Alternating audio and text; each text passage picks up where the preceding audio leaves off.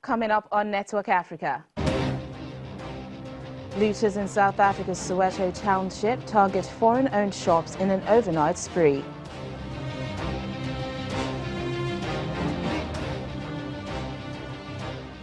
Ugandan police force spends $126 million on installing CCTV cameras in cities around the country.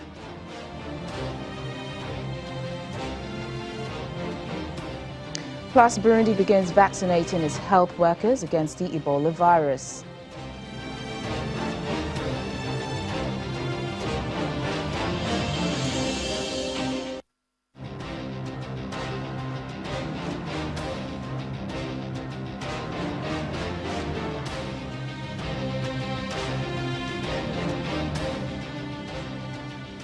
Hello and welcome to the program. I'm Teniola Shaboali. We begin today in South Africa, where police are on high alert in Soweto following looting and attacks on foreign-owned shops in Zondi, Tsaladi, Aledi and White City overnight.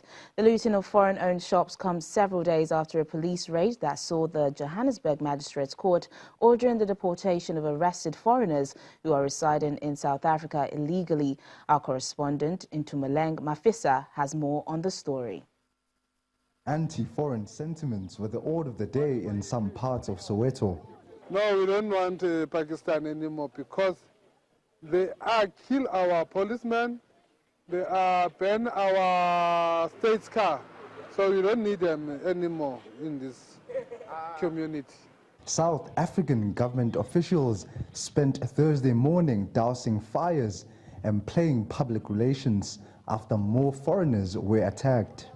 My opinion is that this is a manifestation of a bigger problem, and I think it's a grievance with regards to the state of the economy.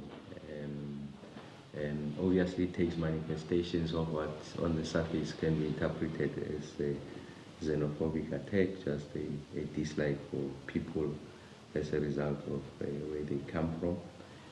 So we are trying to mount, if you like, an enduring solution to this problem. A representative from the consortium of immigrants and foreign nationals challenged government to deal with what he described as xenophobic attacks. It cannot happen that always when this kind of situation takes place, it's when the leadership comes down to the ground, and whenever the situation comes to a standstill and everything is okay, nothing is being done to address the frustration that the community people are raising right now. So what will be interesting is to see what are the government and other relevant authorities are going to be doing about the situation, because I mean really no one has got the right to take the law into their own hands. Esther Mhlanga, a 82-year-old from White City, said her house was damaged in the looting. What's going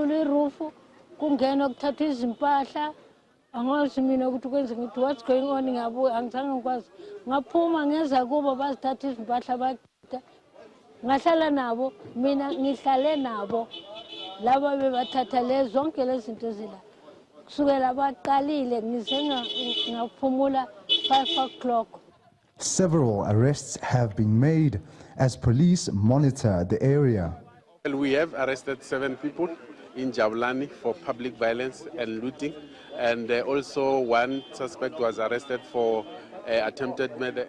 After a series of raids and attacks on foreign nationals, the Gauteng government is worried about investor confidence in the province of Gauteng. From Johannesburg, South Africa, Itumeleng Mafisa, Channels Television News.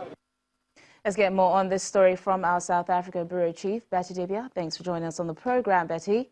Thank you. Thank you.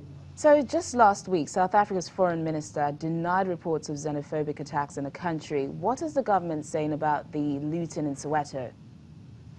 Well, we've had statements. The president is out of the country. He's in Tanzania at the moment. Well, we've had statements released by the different departments, the Department of Government Communication, condemning the attacks and calling on everyone, whether a foreign national or local, not to take the laws into their hands. Condemnation, and in some cases, some people are trying to justify the reason why people are reacting in this way. But it's unfortunate, quite heartbreaking, especially for these people who have been attacked repeatedly. Last year, that shop in White City, in that piece by Tumeleng, that particular shop was attacked last year, where the community members were saying some of the foreign nationals were selling expired products. And the looting happened, they took away some of the bulk of what happened, what they had in all these shops, and actually consumed them, and nothing happened to the people. I don't think people were actually arrested for that incident. But repeatedly, we see these things happening. Yeah, Betty, like you rightly said, these attacks keep reoccurring. But what can the South African government actually do to put a final stop to this matter?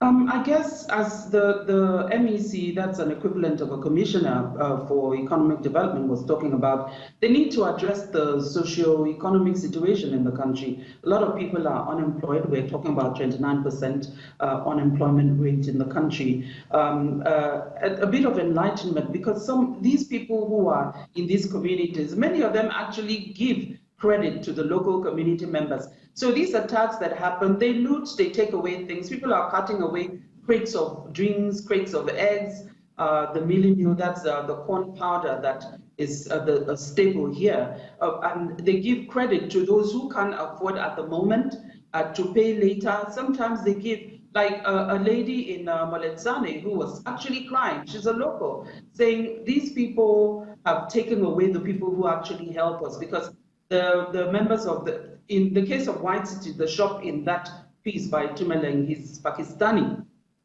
But generally, I guess addressing the economic situation in the country, the socio-economic situation in the country, the unemployment level is quite high. And people are not enlightened as well that some of these people are fleeing bad situations in their country, and they're not actually there to take jobs, but to create something for themselves. They're insisting that locals must be employed, but these businesses are small businesses where the people who are running these shops actually sleep in the shops. So it's very heartbreaking just watching these things happening every. Yeah, very sad and worrying indeed, Betty. But just before I let you go, do we know how many Nigerians were affected in Soweto, and what is the country's High Commission doing about it? Soweto, as huge as Soweto is, it's not really a place where you find a lot of Nigerians, if any, or Nigerians operating their businesses. There are other townships like El Dorado Park where you have the odd barber's shop here and there, but it's not really an area where you find Nigerians living and running all these small, what they call spaza shops. They're just grocery stores, but there's no record so far of any Nigerian affected. All right, then, Betty, thank you for speaking to us on Network Africa. Thank you so much. Moving on now, the former head of the Sudanese intelligence service, Salah Ghosh, has been banned from entering the United States because of his alleged involvement in human rights violations. In a statement, the U.S. State Department says it has credible evidence that Mr. Ghosh was involved in torture when he was in charge of Sudan's National Intelligence and Security Services. Members of his family have also been barred from entering the country. Omar al-Bashir, the country's former president, under whom Mr. Ghosh served, was ousted from power in April. The police in Uganda say the new 126 million closed-circuit television camera system supplied by Chinese telecommunications giant Huawei Technologies will reduce violent crimes in the country. However, opposition leaders say law enforcement agencies are too corrupt and overburdened to use the footage to identify criminals. Surging crime in Uganda is fueling public anger towards 74-year-old President Yoweri Museveni, who has been in power since 1986 and will likely seek another 5-year term. A forest of slender white poles topped with dark, unblinking eyes is quietly sprouting on the street corners of Uganda's capital, Kampala. Police say the new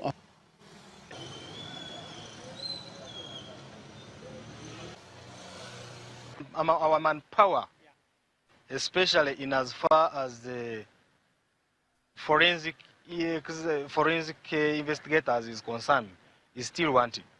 It is still wanting, and unfortunately, it is majorly concentrated around town, in major towns. So that means that now areas or crimes which are committed far in the villages, sometimes some particular forensic investigators may not reach there.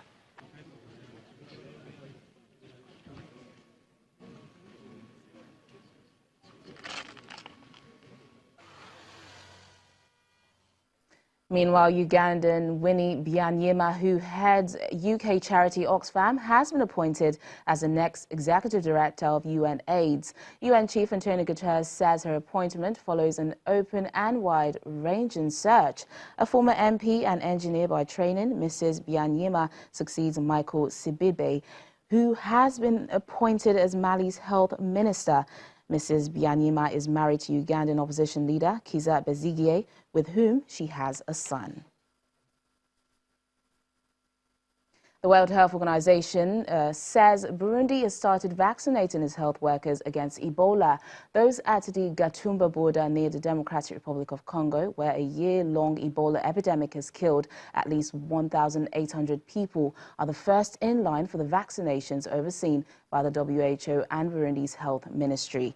The health workers are being vaccinated with RVSV's above an unlicensed product.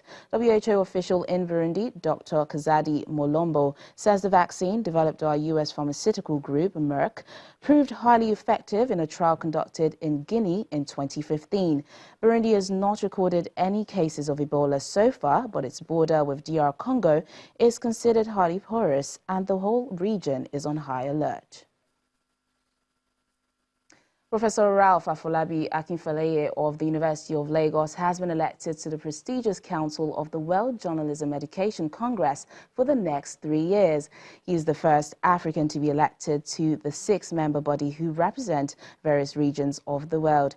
He's a professor of journalism and mass communication, and he says he aims to use his new role to add value to the training and education of journalists in Africa.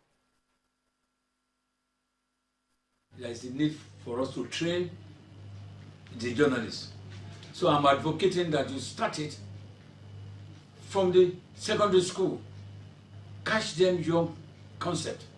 If in this country you can take and teach history of America, history of British Empire, you can teach geography of this, geography of that. Why can't we start journalism from the secondary school? Earlier, at the beginning of journalism, at the start of the high school level, we improve the quality of the byproduct of journalists coming to the university, and university, when they go out, they will become real journalists, and they will be practicing journalism, not journalists. So, the elevation of the council will be for me to be able to explain to our counterpart, the remaining other part, what is the nuts and the bolts of African journalism. And they must be able to accept us and understand us that indeed we are also at the same level with them in terms of practice. We may not have the equipment, but we can procure the equipment so that we can work together with our counterpart in Africa. So I find the appointment very challenging. I find the appointment as something that has come at the right time. Infrastructure, development and industrialization are two key promises from China to Africa as regards the Belt and Road Initiative. It is believed that cooperation between Africa and China in these areas will generate more resources for economic growth and development on the continent. This gave rise to the one-day conference on the problems and prospects of the innovation organized by the Nigerian Institute of International Affairs. Experts and diplomats gathered to discuss different papers ranging from the framework and historical development to Africa's agenda in this vision. They also analyzed the merits and demerits of this infrastructure. For me, the Belt and Road represent an opportunity for Africa, beyond China-African cooperation, to re-engage the global system on an equal terms, to be a pioneer in building key institutions and mechanisms for global interaction. And Belt and Road is globalization reinvented with concerns for humanity. A lot of people have raised the questions. Is China now turning into a colonizer? Is it back to recolonization or colonization? We have to identify whether it's actually development-oriented or with a hidden agenda. I'm not worried about what China is trying to do. Every country wants to advance its own interests. My concern is the African side. And how can Africa react? Still to come on the program. A court in Malawi sentences 3 people to death for killing a person with albinism. That's in a moment. Please stay with us.